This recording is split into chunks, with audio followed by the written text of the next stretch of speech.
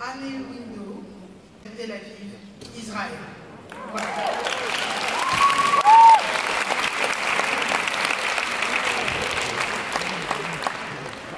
Danse contemporaine, 5 danseurs, Richard, danipog, LIOR, elyiahu, gilady, SAPIR, HABSHUSH, ZHITOMIRSKY.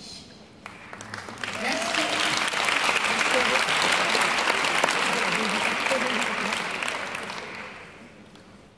When I tell people what I do for a living, they often respond by saying things like, "Bless your soul, that must be difficult."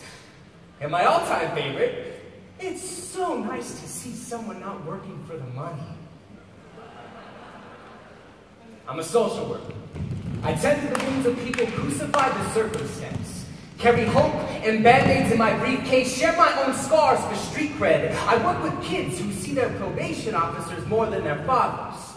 They wear sagging pants in their parents' mistakes, introduce themselves as accidents waiting to happen. They are Hollywood casting directors' wet dream, tattooed with the temper.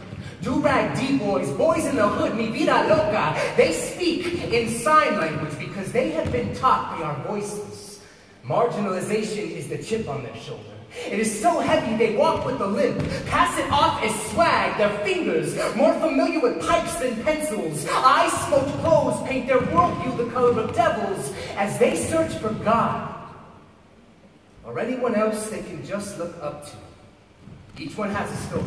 Emilio wants to change, so he keeps a lucky penny in his pants pocket along with the quarter I gave him to call with whenever he is in need. In the desperation of his 15-year-old eyes, I see more potential than an idea Rivera never manifested on the canvas. He makes the city his, scribes pieces of his soul into windows, not knowing his pain is as transparent as the glass, sprays a masked moniker underneath street lamps, so he always shines brighter than the darkness of his insecurities. He left his self-esteem next to a cigarette butt at the bottom of a bottle bought by relatives who see no problem feeding fires. He screams in spontaneous combustion, but believes nobody's listening, so he commits another crime. He likes going to court because there, at least he knows someone is paying attention to his sentences. I am his social worker attempting to make sense of his syntax. He didn't fall through the cracks, they swallowed him. I've seen it happen in broad daylight. Some turning the other cheek, cowering behind the clouds, concrete quicksand traps viewed like Venus fly, homies who claim to have backs,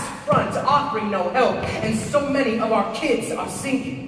Emilio asks me for direction, but there's only one way to go from where he is. I show him his heartbeat's his compass. We look at the scars on his psyche. I ask if he's ready to replace them with dirt underneath his fingernails. He asks me how he is supposed to escape the sand.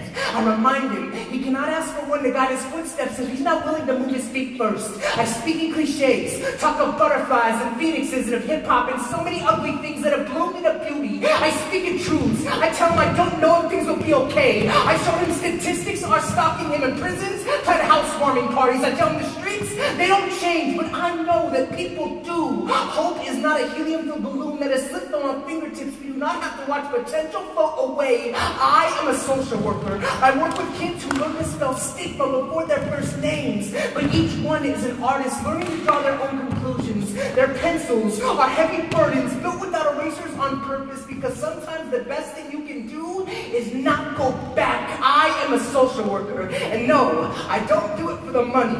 I do it simply because I still believe in people, and I really hope that you, and you, and you, and you, and you, and all of you still do too.